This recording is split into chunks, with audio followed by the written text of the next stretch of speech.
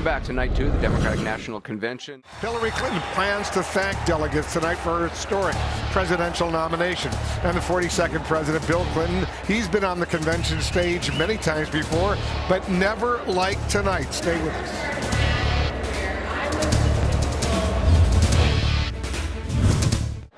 Ladies and gentlemen, please welcome the 42nd President of the United States, Bill Clinton.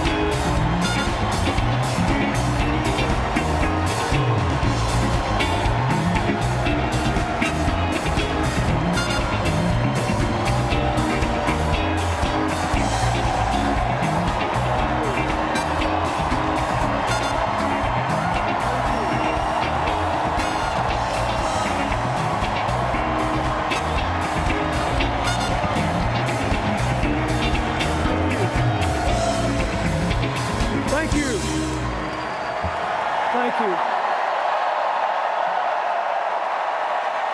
Thank you. Bless you.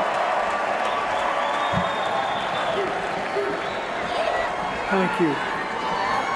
Thank you.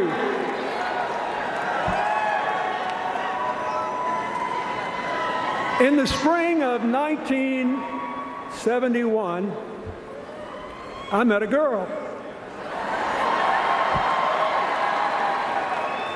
The first time I saw her, we were, appropriately enough, in a class on political and civil rights.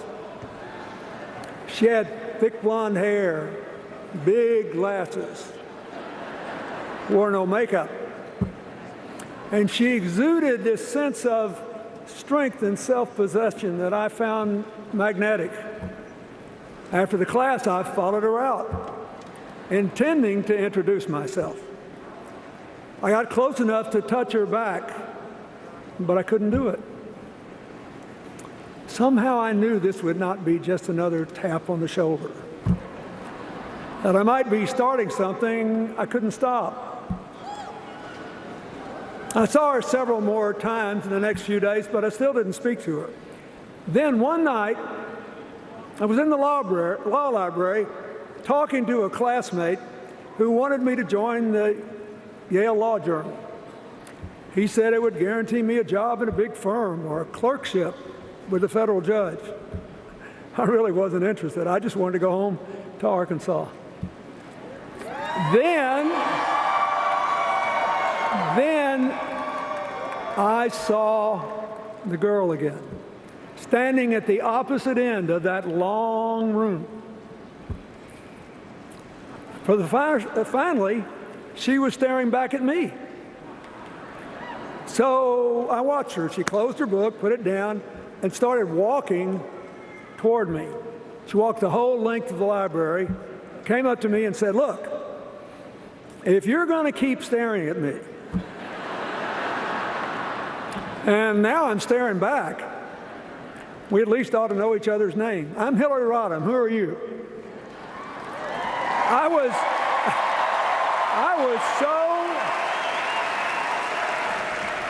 I was so impressed and surprised that, whether you believe it or not, momentarily I was speechless. Finally, I sort of blurted out my name, and we exchanged a few words, and then she went away. Well, I didn't join the law review, but I did leave that library with a whole new goal in mind. A couple days later, I saw her again. I remember she was wearing a long, white, flowery skirt. And I went up to her, and she said she was going to register for classes for the next term. I said I'd go too. And we stood in line and talked. You had to do that to register back then. And I thought I was doing pretty well, till we got to the front of the line, and the registrar looked up and said, "Bill, what are you doing here? You registered this morning." I turned red, and she laughed, that big laugh of hers. And I thought, well, heck, since my cover's been blown, I just went ahead and asked her to take a walk down to the art museum. We've been walking and talking and laughing together ever since. And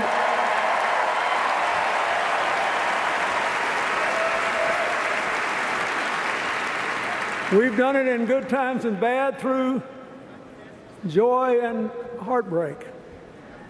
We cried together this morning on the news that our good friend and a lot of your good friend, Mark Weiner, passed away early this morning. We built up a lifetime of memories. After the first month and that first walk, I actually drove her home to Park Ridge, Illinois, to meet her family and see the town where she grew up, a perfect example of post-World War II middle-class America. Street after street of nice houses, great schools, good parks, a big public swimming pool, and almost all white. I really liked her family. Her crusty conservative father, her rambunctious brothers, all extolling the virtues of rooting for the Bears and the Cubs. And for the people from Illinois here, they even told me what waiting for next year meant. Could be next year, guys. Now, her mother was different. She was more liberal than the boys. And she had a childhood that made mine look like a piece of cake. She was easy to underestimate with her soft manner, and she reminded me all over again of the truth of that old saying, you should never judge a book by its covers. Knowing her was one of the greatest gifts Hillary ever gave me.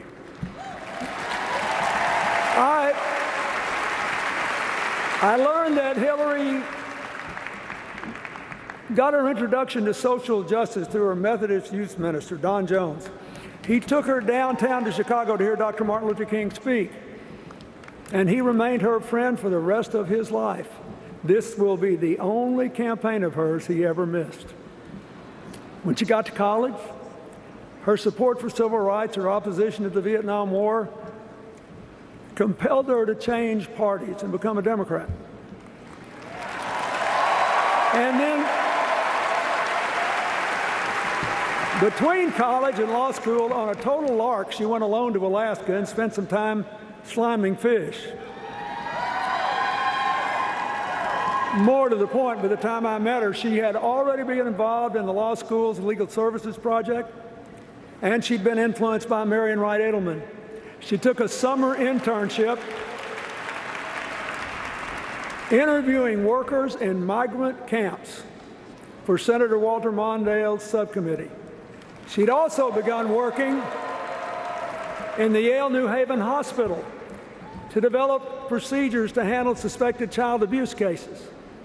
She got so involved in children's issues that she actually took an extra year in law school, working at the Child Study Center to learn what more could be done to improve the lives and the futures of poor children. So she was already determined to figure out how to make things better. Hillary opened my eyes to a whole new world of public service by private citizens. In the summer of 1972, she went to Dothan, Alabama, to visit one of those segregated academies that then enrolled over 500,000 white kids in the South. The only way the economics worked is that they claimed federal tax exemptions to which they were not legally entitled. She got sent to prove they weren't. So she sauntered into one of these academies all by herself, pretending to be a housewife that had just moved to town and needed to find a school for her son. And they exchanged pleasantries, and finally she said, look, let's just get to the bottom line here. if I enroll my son in this school, will he be in a segregated school, yes or no? And the guy said, absolutely. She had him. I've seen it 1,000 times since. And she went back, and her encounter was part of a report that gave Marian Wright Edelman the ammunition she needed to keep working to force the Nixon administration to take those tax exemptions away and give our kids access to an equal education.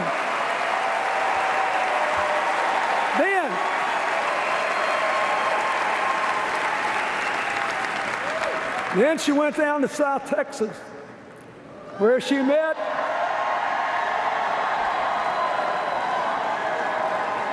one of the nicest fellows I ever met, the wonderful union leader Franklin Garcia, and he helped her register Mexican-American voters. I think some of them are still around to vote for her in 2016. And then, in our last year in law school, Hillary kept up this work. She went to South Carolina to see why so many young African-American boys, I mean young teenagers, were being jailed for years with adults in men's prisons. And she filed a report on that, which led to some changes too. Always making things better. Now, meanwhile, let's get back to business. I was trying to convince her to marry me. I first proposed to her on a trip to Great Britain, the first time she'd ever been overseas, and we were on the shoreline of this wonderful little lake, Lake Innerdale. I asked her to marry me, and she said, I can't do it. So in 1974, I went home to teach in the law school, and Hillary moved to Massachusetts to keep working on children's issues. This time, trying to figure out why so many kids counted in the census weren't enrolled in school. She found one of them sitting alone on her porch in a wheelchair. Once more, she filed a report about these kids, and that helped influence ultimately the Congress to adopt the proposition that children with disabilities, physical or otherwise, should have equal access to public education.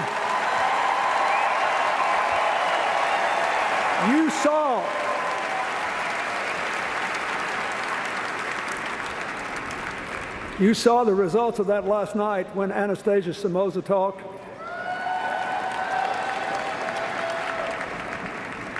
She never made fun of people with disabilities. She tried to empower them based on their abilities.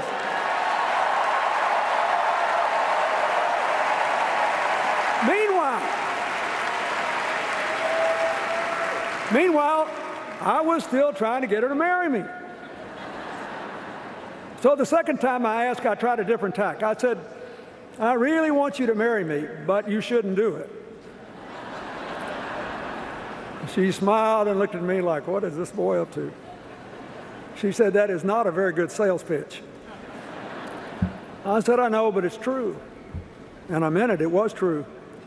I said, I know most of the young Democrats our age who want to go into politics. They mean well and they speak well, but none of them is as good as you are at actually doing things to make positive changes in people's lives. So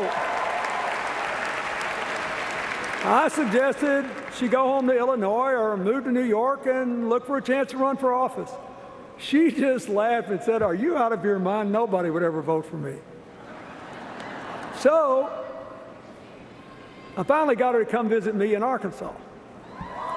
And when she did, the people at the law school were so impressed, they offered her a teaching position. And she decided to take a huge chance. She moved to a strange place, more rural, more culturally conservative than any place she'd ever been, where she knew good and well people would wonder what in the world she was like and whether they could or should accept her. Didn't take them long to find out what she was like. She loved her teaching. And she got frustrated when one of her students said, well, what do you expect? I'm just from Arkansas. She said, don't tell me that. You're as smart as anybody. You just got to believe in yourself and work for it and set high goals. She believed that anybody could make it. She also started the first legal aid clinic in Northwest Arkansas, providing legal aid services to poor people who couldn't pay for them. One day, I was driving her to the airport to fly back to Chicago when we passed this little brick house that had a for sale sign on it. And she said, boy, that's a pretty house.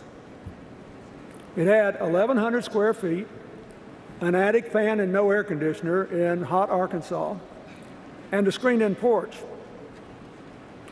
Hillary commented on what a uniquely designed and beautiful house it was. So I took a big chance. I bought the house. My mortgage was $175 a month. When she came back, I picked her up and I said, you remember that house you liked? She said, yeah. I said, while you were gone, I bought it. You have to marry me now. The third time was the charm. We were married. We were married in that little house on October the 11th, 1975. I married my best friend. I was still in awe after more than 4 years of being around her at how smart and strong and loving and caring she was. And I really hoped that her choosing me and rejecting my advice to pursue her own career was a decision she would never regret. A little over a year later, we moved to Little Rock when I became Attorney General, and she joined the oldest law firm west of the Mississippi. Soon after, she started a group called the Arkansas Advocates for Families and Children. It's a group, as you can hear, is still active today. In 1979,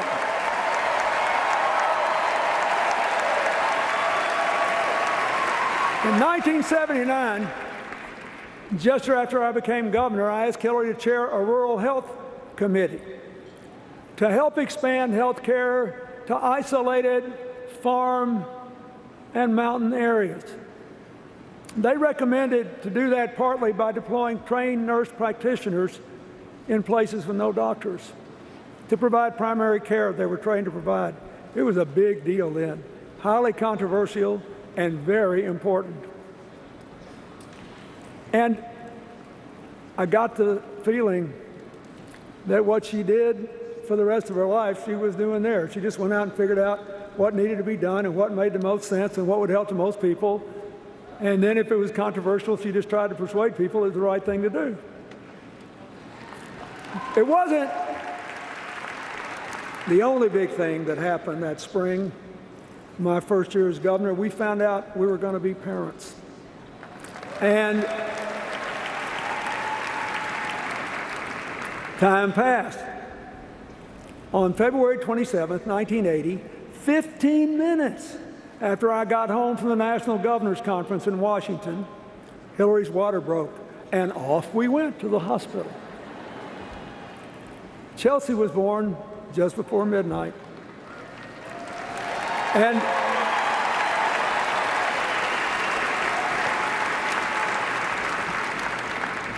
it was the greatest moment of my life. The miracle of a new beginning. The whole filled for me because my own father died before I was born. And the absolute conviction that my daughter had the best mother in the whole world.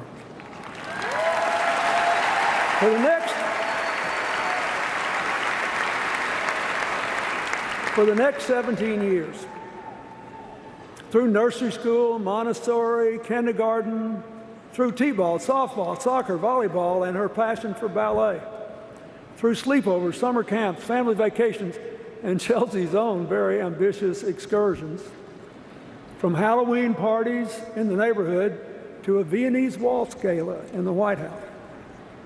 Hillary, first and foremost, was a mother. She became, as she often said, our family's designated worrier, born with an extra responsibility gene. The truth is, we rarely disagreed on parenting, although she did believe that I had gone a little over the top when I took a couple of days off with Chelsea to watch all 6 Police Academy movies back to back. When Chelsea was 9 months old, I was defeated for re-election in the Reagan landslide. And I became overnight, I think, the youngest former governor in the history of the country. We only had 2-year terms back then. Hillary was great. Immediately she said, okay, what are we going to do? Here's what we're going to do. We're going to get a house, you're going to get a job, we're going to enjoy being Chelsea's parents. And if you really want to run again, you got to go out and talk to people, figure out why you lost, tell people you got the message, and show them you still got good ideas. I followed her advice. Within 2 days, we had a house. I soon had a job. We had 2 fabulous years with Chelsea, and in 1982, I became the first governor in the history of our state to be elected, defeated, and elected again. I think my experience is it's a pretty good thing to follow her advice. The rest of the decade sort of flew by as our lives settled into a rhythm of family and work and friends.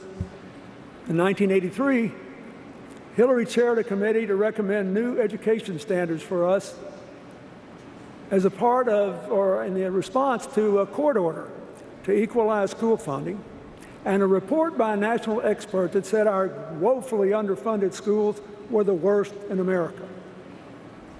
Typical Hillary, she held listening tours in all 75 counties with our committee. She came up with really ambitious recommendations. For example, that we be the first school in America, first state in America to require elementary counselors in every school because so many kids were having trouble at home and they needed it. So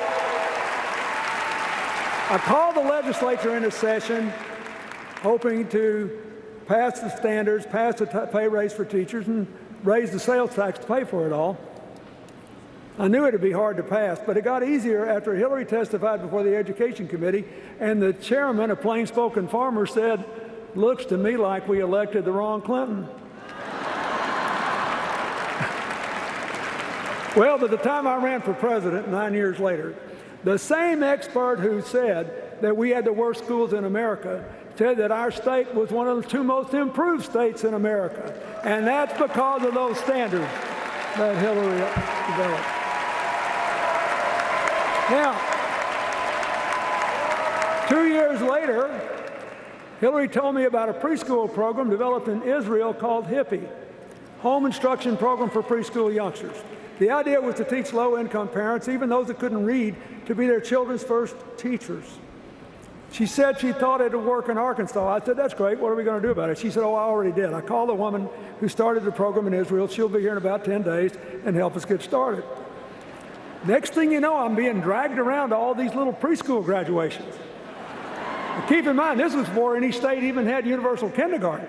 And I'm being dragged to preschool graduations, watching these poor parents with tears in their eyes because they never thought they'd be able to help their kids learn. Now, 20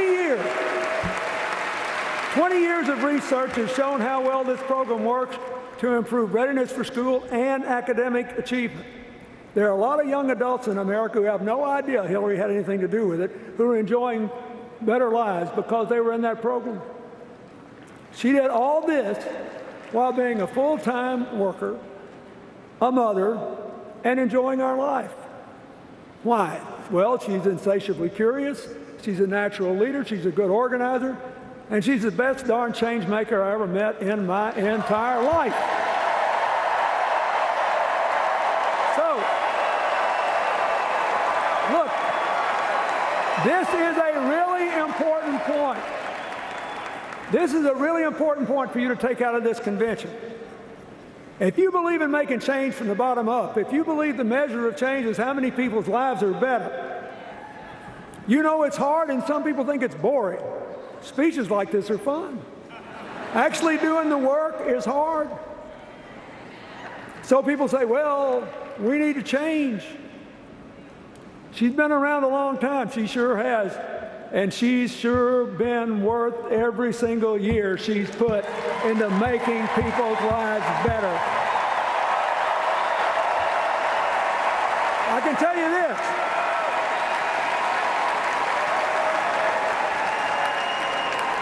If you were sitting where I'm sitting and you heard what I have heard at every dinner conversation, every lunch conversation, on every long walk, you would say, this woman has never been satisfied with the status quo in anything. She always wants to move the ball forward. That is just who she is. When I became president, with a commitment to reform health care, Hillary was a natural to head the health care task force. You all know we failed because we couldn't break a Senate filibuster. Hillary immediately went to work on solving the problems the bill sought to address one by one. The most important goal was to get more children with health insurance. In 1997, Congress passed the Children's Health Insurance Program, still an important part of President Obama's Affordable Care Act. It insures more than 8 million kids. There are a lot of other things in that bill that she got done, piece by piece, pushing that rock up the hill. In 1997, she also teamed with the House Minority Leader, Tom DeLay, who maybe disliked me more than any of Newt Gingrich's crowd. They worked on a bill together to increase adoptions of children out of foster care. She wanted to do it because she knew that Tom DeLay, for all of our differences, was an adopted parent, and she honored him for doing that. Now, the bill they worked on, which passed with an overwhelming bipartisan majority, led to a big increase in the adoption of children out of foster care, including non-infant kids and special needs kids. It made life better because she's a change maker. That's what she does. Now, when you're doing all this, real life doesn't stop. 1997 was the year Chelsea finished high school and went to college. We were happy for her, but sad for us to see her go. I'll never forget moving her into her dorm room at Stanford. It would have been a great little reality flick. There I was in a trance, just staring out the window, trying not to cry. And there was Hillary on her hands and knees, desperately looking for one more drawer to put that liner paper in. Finally, Chelsea took charge and told us ever so gently that it was time for us to go. So we closed a big chapter in the most important work of our lives. As you'll see Thursday night when Chelsea speaks, Hillary's done a pretty fine job of being a mother. And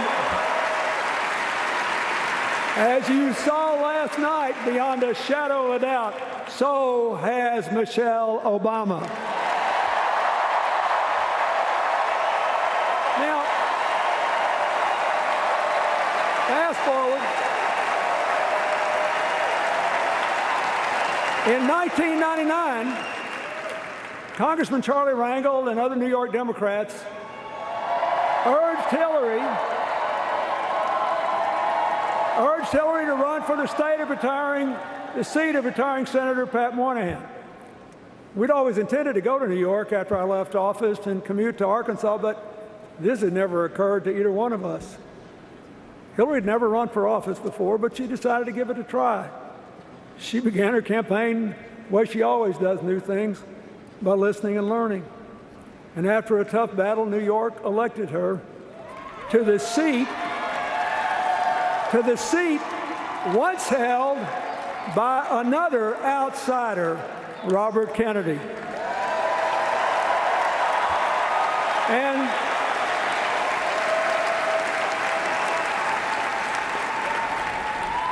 she didn't let him down. Her early years were dominated by 9/11. By working to fund the recovery, then monitoring the health of and providing compensation to victims and first and second responders. She and Senator Schumer were tireless, and so were our House members.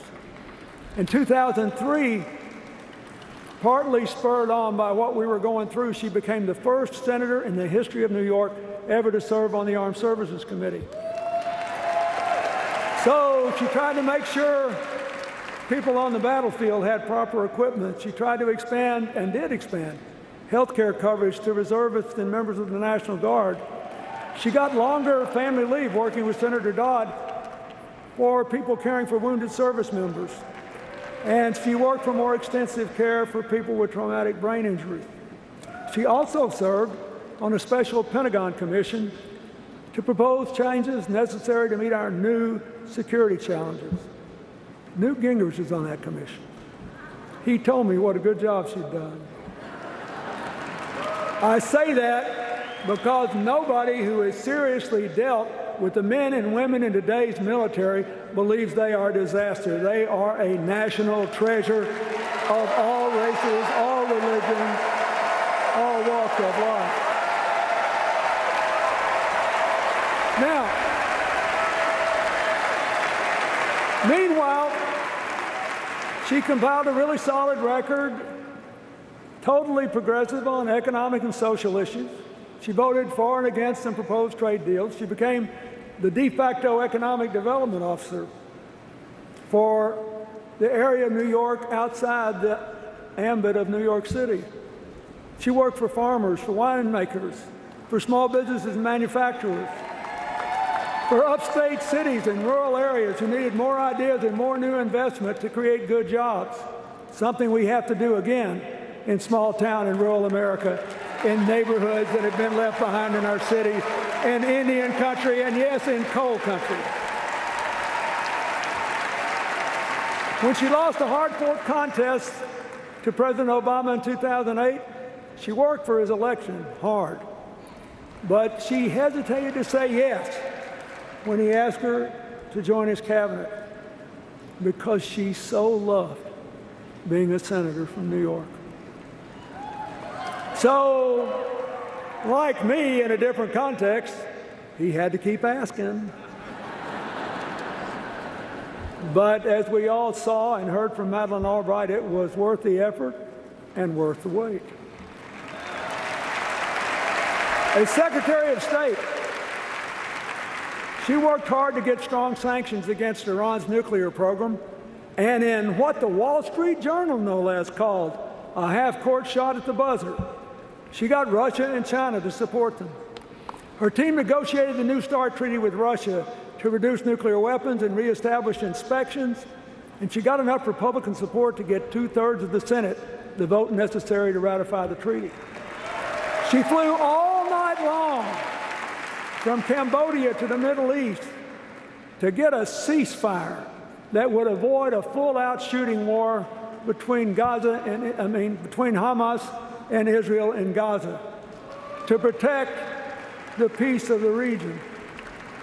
She backed President Obama's decision to go after Osama bin Laden. She launched a team. This is really important today. She launched a team to fight back against terrorists online and built a new global counterterrorism effort. We've got to win this battle in the mind field. She put climate change at the center of our foreign policy. She negotiated the first agreement ever, where China and India officially committed to reduce their emissions. And as she had been doing since she went to Beijing in 1995 and said women's rights are human rights and human rights are women's rights. She worked to empower women and girls around the world and to make the same exact declaration on behalf of the LGBT community in America and around the world. And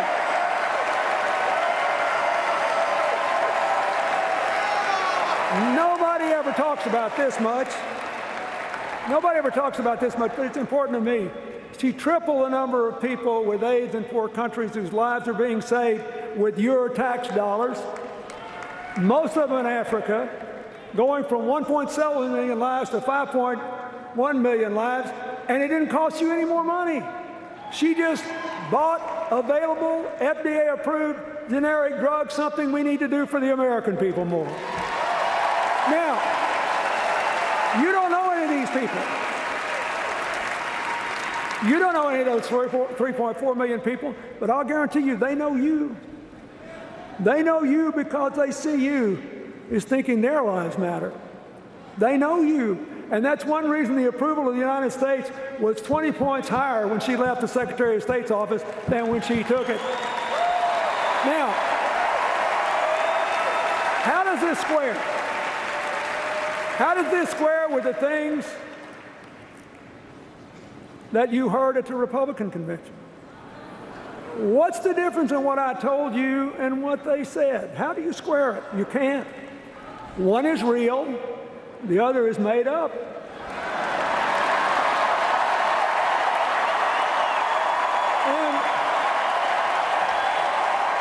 And you just have to decide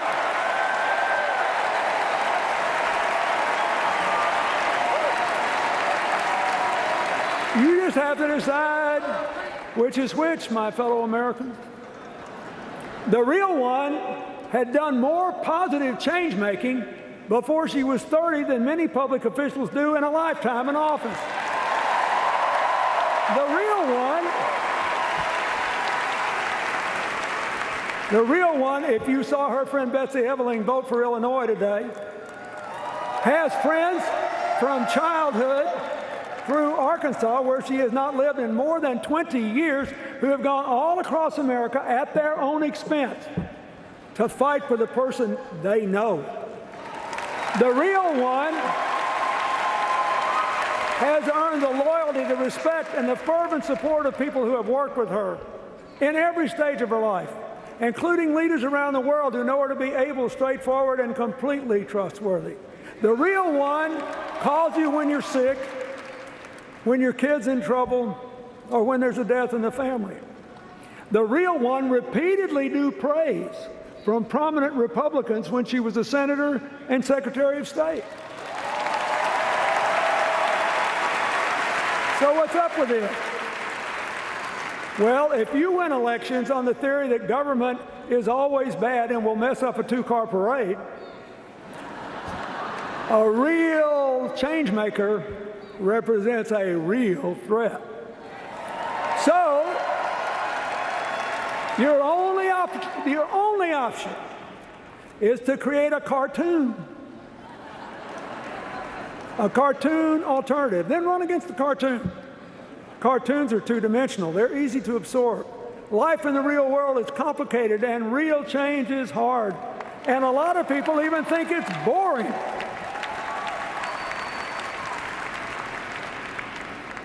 Good for you, because earlier today, you nominated the real one.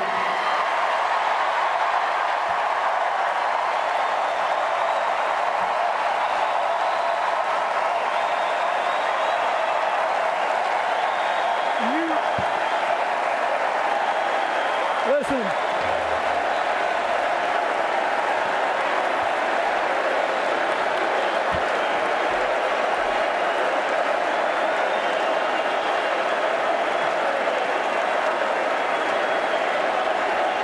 We got to get back on schedule. You guys calm down. Look, I have lived a long, full, blessed life. It really took off when I met and fell in love with that girl in the spring of 1971. When I was president, I worked hard to give you more peace and shared prosperity, to give you an America where nobody is invisible or counted out. But for this time, Hillary is uniquely qualified to seize the opportunities and reduce the risk we face. And she is still the best darn change maker I have ever known.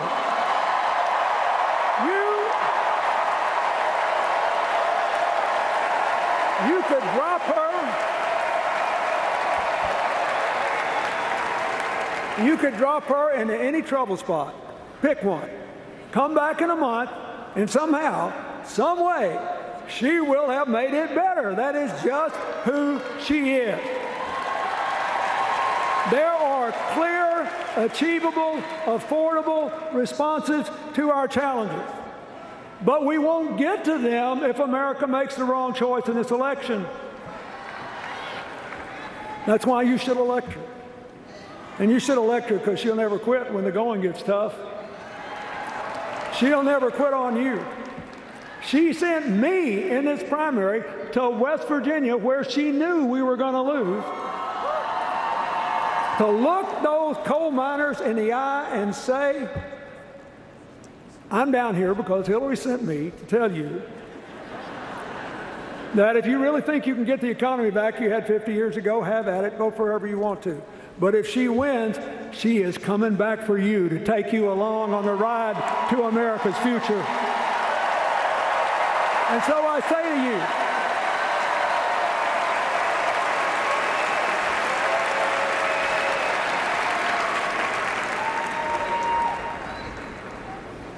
if you love this country, you're working hard, you're paying taxes, and you're obeying the law, and you'd like to become a citizen, you should choose immigration reform over somebody who wants to send you back.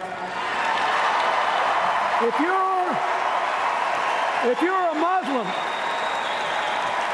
you're a Muslim and you love America and freedom and you hate terror, stay here and help us win and make a future together. We want you.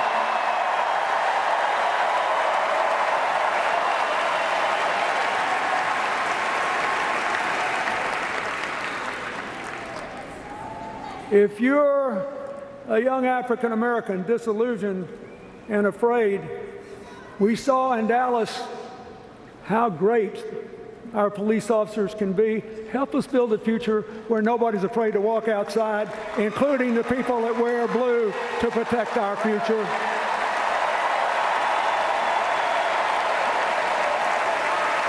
Hillary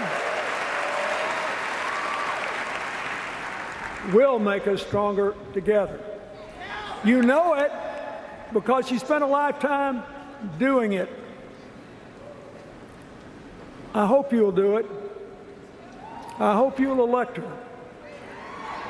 Those of us who have more yesterdays than tomorrows tend to care more about our children and grandchildren. The reason you should elect her is that in the greatest country on earth, we have always been about tomorrow. Your children and grandchildren will bless you forever if you do. God bless you. Thank you.